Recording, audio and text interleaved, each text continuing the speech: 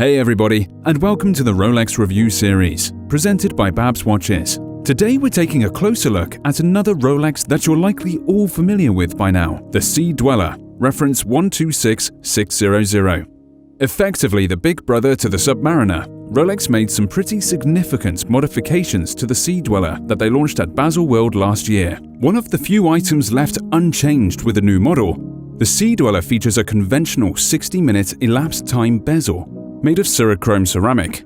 As with the balance on other models, it has a lumed pip at the 0 mark, but otherwise its indices are not luminous. To achieve the depth rating of 1,220 meters, Rolex used their innovative Helium Escape Valve to keep the watch watertight at those depths. The Helium Escape Valve is a system of components that fit together in such a way that the water pressure itself helps seal the case. It's also worth noting that Rolex thinned the inner edge of the Sea-Dweller's lugs in order to fit a wider 22mm bracelet to the new model. The bracelet of the Sea-Dweller 126600 ended up getting a bit of an overhaul when compared with past versions. Rolex upped the size of its bracelet to 22mm from 21mm, giving it a slightly more chunky feel. The other obvious change that you've likely noted by now is that little stretch of red text across its dial. That's right, Rolex decided to give the new Sea-Dweller a bit of a vintage twist by printing the model name in red.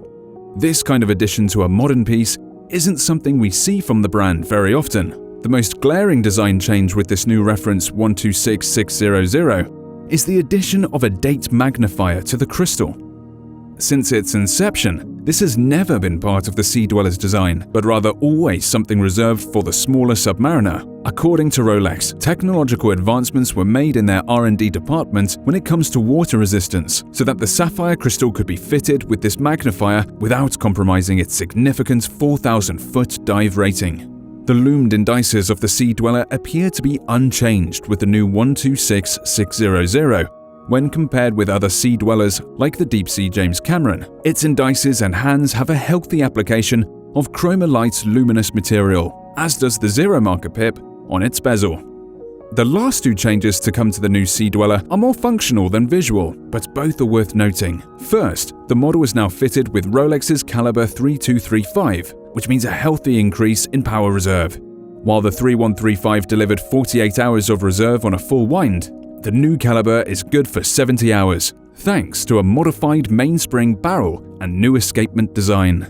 At the end of the day, whether the updated reference 126600 Sea-Dweller is to your taste or not will remain subjective, but at a technical level, it's nice to see Rolex bring this level of updating to an existing model. And remember, search Babs Watches 16600 to see all the Sea-Dwellers we currently have in stock.